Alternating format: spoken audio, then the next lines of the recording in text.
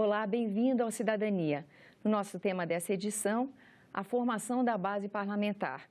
No regime presidencialista, o presidente só consegue botar em prática as promessas de campanha se tiver uma base de apoio no Congresso Nacional. Atualmente, é justamente essa fase que a gente acompanha aqui no Legislativo. Chega ao Congresso a proposta da reforma da Previdência, um tema desafiador e urgente. E sem uma base que ajude o governo a implementar as reformas, nada será possível.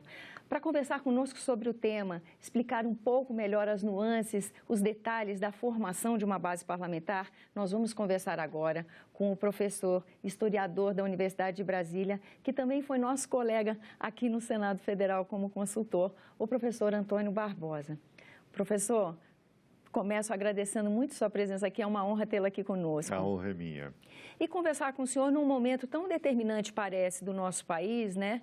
Onde essa relação entre o executivo e o legislativo está num momento, assim, todas as atenções voltadas para o que será essa base parlamentar. E isso está chamando a atenção da sociedade brasileira, que é um fato que me parece altamente auspicioso. Porque, na verdade, se existe uma palavrinha que define bem a trajetória política do Brasil ao longo da história, é a exclusão. Ou seja, a maioria absoluta da população brasileira normalmente ficava excluída das questões atinentes à política de uma forma geral. Na verdade, é de certa maneira, uma herança que a gente traz do período colonial. Não nos esqueçamos que durante 3 séculos o Brasil foi colonizado pelo regime absolutista. O absolutismo, por definição, significa não apenas a prevalência, mas a exclusividade do poder executivo. De 1822 para cá, quando o Brasil se tornou independente, até os dias de hoje, o que nós estamos fazendo, na verdade, é um exercício que eu chamaria até de pedagógico, de aprender o que é a política e, sobretudo, o que é a democracia representativa. O que nós estamos vivenciando hoje, na minha opinião, decorre da experiência iniciada em 1985, com o fim do regime militar, por definição, um regime autoritário. De 1985, eu diria até por volta de 2013, nós tivemos um avanço considerável na participação política da sociedade brasileira. Mas 2013, para mim, é um marco, porque ele estabelece, ele fixa os limites da velha política, quer dizer, a maneira pela qual a democracia estava sendo entendida e praticada entre nós. Acho que a eleição de Bolsonaro, no final do ano passado, representa muito bem essa nova realidade. Havia um sentimento difuso, absolutamente difuso e diverso na sociedade brasileira, de certa maneira impulsionado pela Lava Jato, que a despeito de todos os seus aspectos altamente positivos, cometeu alguns deslizes, na minha opinião, porque, na verdade, ela ajudou a criminalizar a política, na medida em que colocou no mesmo balaio, no mesmo saco, todos os políticos. É como se não houvesse nenhuma exceção. E nesse aspecto, desculpa interromper o senhor, significou também dar um tom pejorativo ao conceito de negociação, que é uma coisa fundamental na formação de uma base parlamentar. O que está acontecendo conosco desde as chamadas jornadas de 2013 para cá é exatamente isso. É uma pauperização da própria política, uma criminalização da atividade política, como se isso fosse aceitável.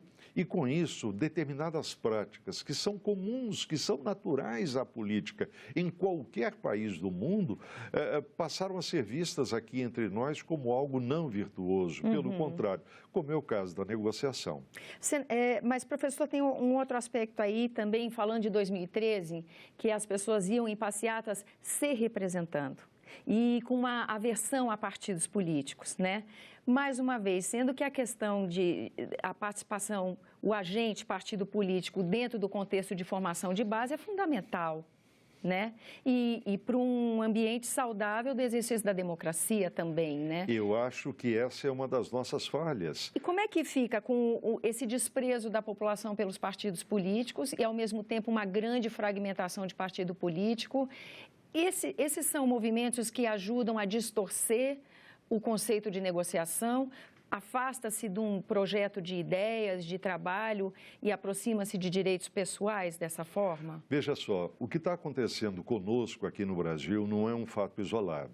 De uma forma geral, se nós olharmos o mundo, nós vamos observar que a chamada democracia representativa, aquela cujas bases foram lançadas ainda no século XIX, mas que se consolida no século XX, especialmente depois da Segunda Guerra Mundial, essa democracia representativa está em crise, por uma série de fatores. No mundo todo. No mundo todo. Seja porque entramos numa nova etapa do processo econômico, há quem fale em quarta revolução industrial que nós estamos vivendo hoje, há quem fale da rapidez com que as transformações históricas vão se sucedendo. O certo é que a democracia representativa, de certa maneira, não conseguiu acompanhar todas essas mudanças. Aqui no Brasil, isso também ocorre, mas nós temos problemas adicionais. Quais? O primeiro deles, em termos políticos, a inexistência de uma verdadeira estrutura político-partidária. Não é possível, num país com mais de 30 partidos com assento no Parlamento, no Congresso Nacional, não é possível a própria governabilidade. Não é possível que nós tenhamos, no conjunto da sociedade brasileira, tantos interesses consolidados, cristalizados, para serem representados por essa colcha de retalhos. Então, a inexistência de uma consistência político-partidária é problemática e a sociedade está percebendo isso.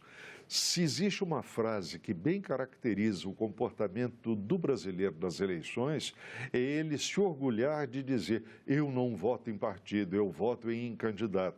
O que é péssimo para a democracia, mas que reflete essa ausência, digamos assim, de uma estrutura partidária bem assentada. Acho que Bolsonaro entendeu isso muito bem. A montagem do governo dele deu uma dimensão muito nítida do que ele pretendia. Ou seja, ele buscou nos grupos temáticos existentes do Congresso Nacional pessoas que pudessem compor o seu ministério. Não estou dizendo com isso que o Ministério é formado por gente muito bem preparada em todos os níveis. Não se trata disso. Mas seria um substituto da...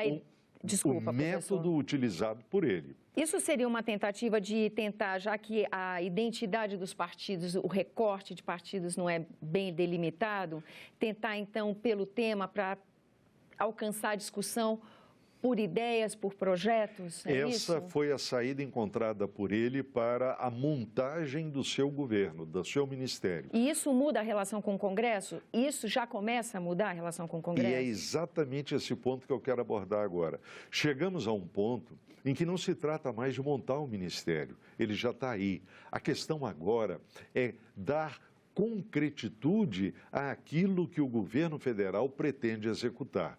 Para fazer isso no regime democrático, é absolutamente imprescindível que haja debate, discussão, negociação com o Congresso Nacional.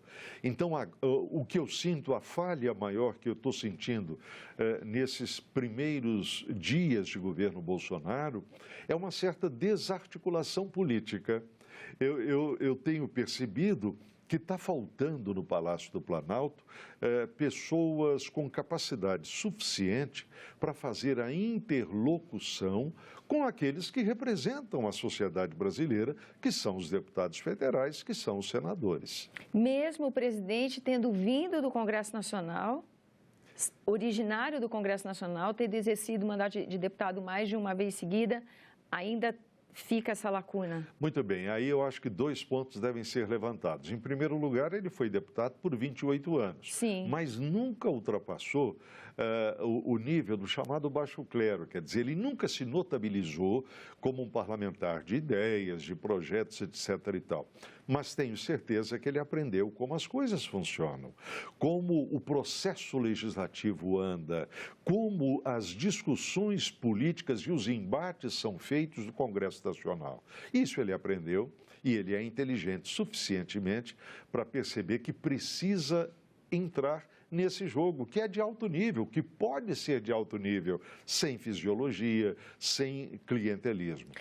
Acho que ele não tem outra escolha senão fazer isso. A partir do momento em que ele fez aquele período de transição, a montagem dos ministérios, alheio a práticas antigas de associar a participação de partidos na formação da equipe do Executivo, ele fecha uma porta de fisiologismo? Restaria, a partir de agora, pergunto para o senhor, restaria agora negociar sobre ideias? Porque o que nós vimos? Ele formou...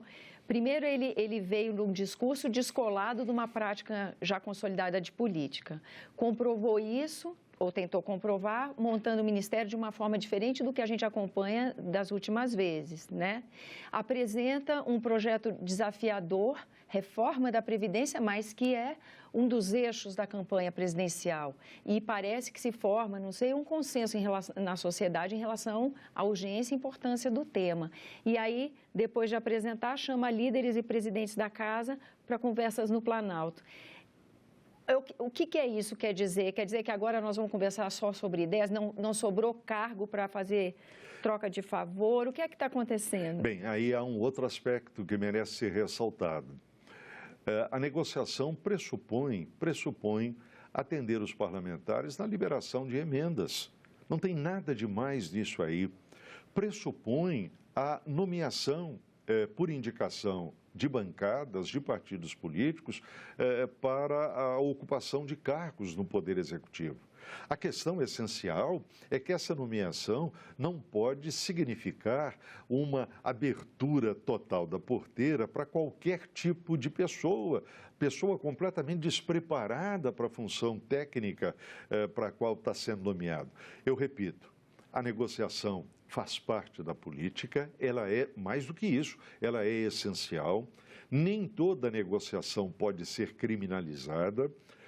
A liberação de emendas faz parte do jogo parlamentar, até porque os parlamentares têm que atender às suas bases com aquelas obras que as suas comunidades identificam como necessárias.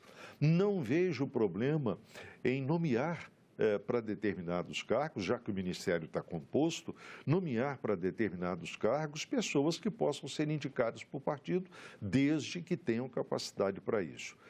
É esse tipo de negociação que o governo federal agora é obrigado a fazer com o Congresso Nacional.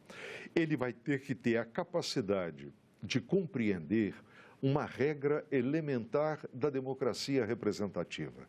Negociação pressupõe defender pontos de vista, mas estar preparado para ceder aqui e acolá. Você citou com muita propriedade a proposta de reforma da Previdência, que é a coisa mais urgente, mais indispensável para o país neste momento. É claro que existem milhares e milhares de interesses que se sentem atingidos pela proposta da Previdência. É óbvio que existem pontos nela em que o governo necessariamente vai ter que ceder.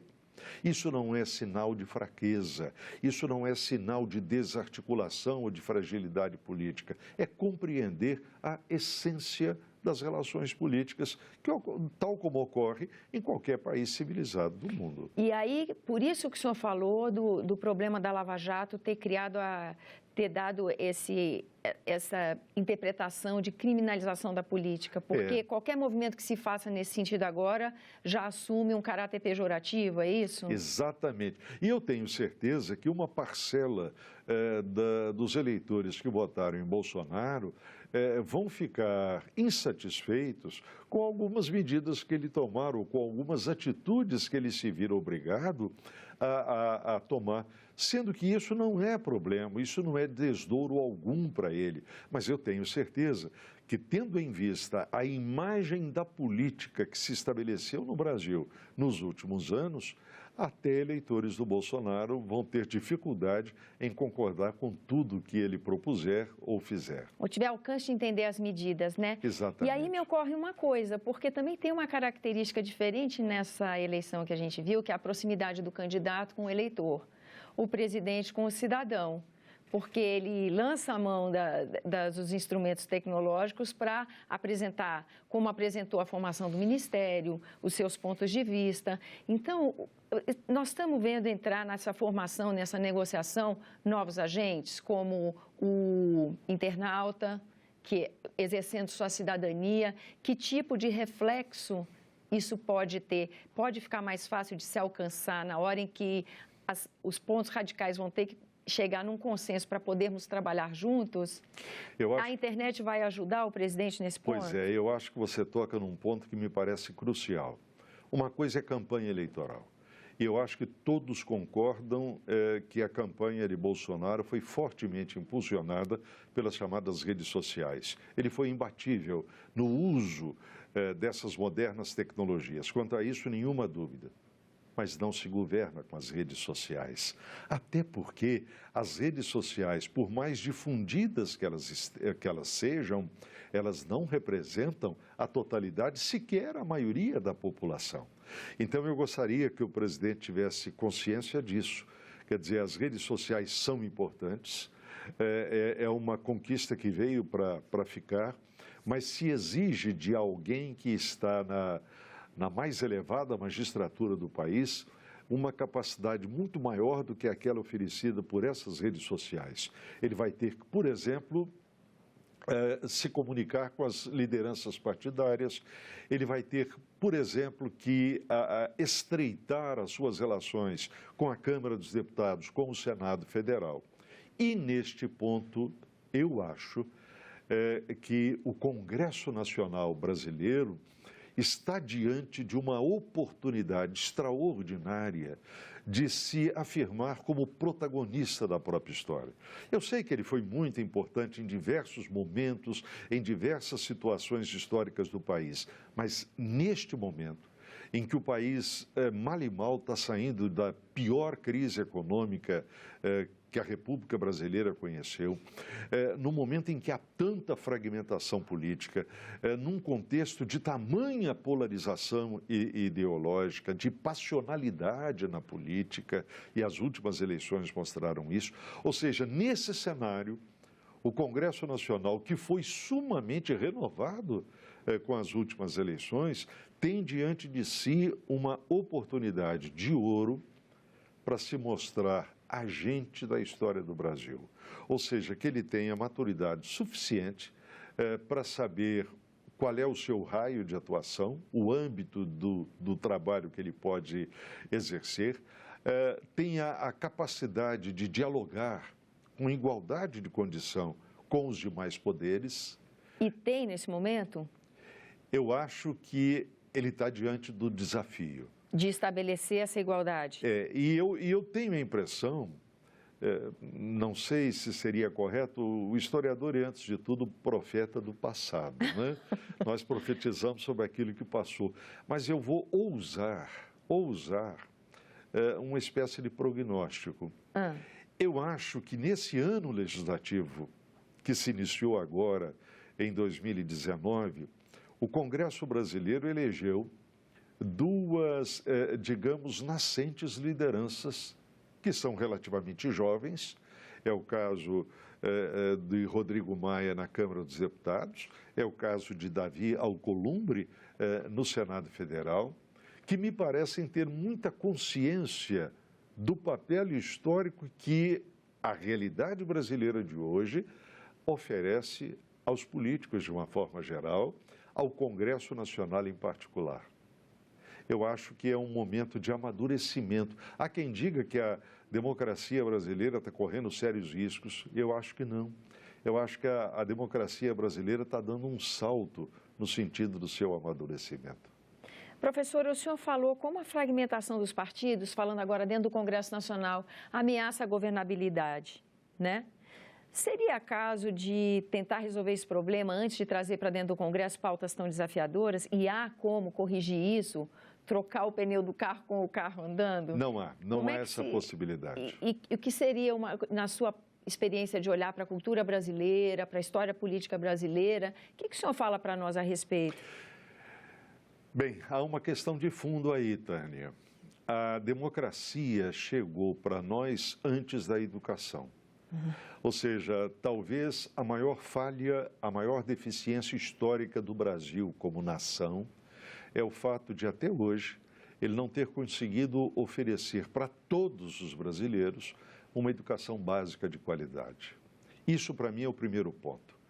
É a partir dessa fragilidade de formação educacional que resvala na fragilidade da cultura política que nós temos o quadro que nós conhecemos e que explica, entre outras coisas, o surgimento de partidos políticos de uma hora para outra, saídos de uma cachola mágica, sem nenhum compromisso com doutrina, com filosofia, com ideologia.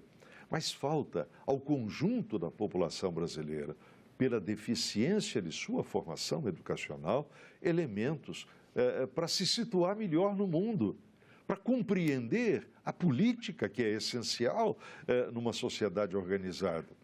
Então, eu acho que começaria por aí. Não tenho dúvida de que o governo tinha que começar levando o projeto da Previdência. Por mais discussão que ele vá gerar, e inevitavelmente será assim, não era possível postergar. Ou seja, o sistema previdenciário brasileiro atingiu um ponto insustentável. Nesse sentido, e de certa maneira, se eu compreendi o significado da sua pergunta, eu diria que talvez não fosse politicamente acertado o governo mandar simultaneamente o projeto de reforma da Previdência e aquele conjunto de propostas do ministro Sérgio Moro para a área da segurança, de combate à corrupção, especialmente porque esse conjunto de propostas apresentadas pelo ministro Moro vai ter alguma parte que irá suscitar muito debate no Congresso Nacional. Então, eu não sei se politicamente seria adequado mandar esses dois projetos de uma vez só. Mas, ao mesmo tempo, eu entendo que é uma tentativa de resposta de um governo recém-empossado para a maioria esmagadora da população brasileira que votou nele. E a questão da segurança pública também interfere diariamente na vida cotidiana. No cotidiano, né? Na vida de todos nós. É isso. E está dramática essa questão também, né? Tão dramática quanto a ameaça de que o sistema previdenciário leve o próprio Estado à bancarrota, né? Exatamente. Sem falar da corrupção, que também está no pacote, cujo combate está no pacote do ministro Sérgio Moro. E está num dos pilares da reforma da Previdência, que veio com uma medida provisória, né, 871, para corrigir os desvios de fiscalização, Exatamente. de quem não está pagando a Previdência, tentando dizer que não vai ser só cortar direitos, né, vai ser também sanear a fiscalização de quem paga. Tentar sanear, né? A palavra é exatamente essa. Ainda falando da nossa tradição brasileira, né, da política brasileira, o que o senhor espera? Porque são sinucas de bico, uma governabilidade ameaçada por um excesso de partidos, pautas desafiadoras, pouco palatáveis e populares, né? E urgentes e com o seu apelo. Até que ponto a sociedade pode entender que se a reforma da Previdência andar, por exemplo, no Congresso, é uma responsabilidade dessa casa e não do presidente, porque a própria urgência com que ele se expressa traz para ele um problema que não seria só dele, né? Mas aí nós temos uma outra questão de fundo histórico, não é? No Brasil nós temos uma dificuldade quase que intransponível ou ainda intransponível acerca da real conceituação de Estado. Quer dizer, por aquela herança do absolutismo do período colonial, nós acabamos a acreditar que o Estado seja o poder executivo. E a sociedade reproduz isso. Quer dizer, o Estado no município é o prefeito, não é a Câmara de Vereadores. No Estado é o governador, não é a Assembleia Legislativa. E no âmbito federal é o presidente da República. Isso está muito introjetado e nós teremos ainda muito tempo pela frente para que haja uma mudança em relação a isso. E se você me permite, eu vou retornar a um ponto anterior levantado por você. Está acontecendo meio silenciosamente no Brasil algo no qual eu aposto muito e desejo sinceramente que se robusteça cada vez mais. o surgimento no país inteiro de escolas do Legislativo. Essas escolas, aqui nós temos no Senado o ILB, o Instituto Legislativo Brasileiro, na Câmara dos Deputados, o CEFOR. Essa experiência nacional, que está aqui centralizada em Brasília, está se esparramando pelo país, nas assembleias legislativas, nas câmaras municipais, não apenas das capitais, mas de cidades menores do interior. Por que eu aposto demais nisso? Porque essas escolas do Legislativo não existem apenas para dar suporte, digamos, técnico, teórico, conceitual aos parlamentares nos 3 níveis, aos funcionários, aos técnicos que atuam nas câmaras municipais, assembleias e Congresso Nacional. Não. A ideia é que essas escolas ofereçam essa formação política para o país inteiro. Eu acho que essa é uma forma de nós suprirmos as enormes carências do sistema educacional brasileiro. É algo que o Congresso Nacional já está fazendo, que o Poder Legislativo já está fazendo. Eu acho que isso, com o passar do tempo, tende a possibilitar que a sociedade brasileira perceba qual é a função do Legislativo, as suas responsabilidades na gestão pública do país. Professor, eu agradeço imensamente sua presença aqui no nosso programa. Eu agradeço também a você que nos acompanha, lembrando que esse é o Cidadania e que você pode rever esse ou outro dos nossos programas pelo site www.senado.leg.br/TV ou no nosso canal do YouTube. Para sugestões e críticas, ligação gratuita 0800 61 2211. Até a próxima.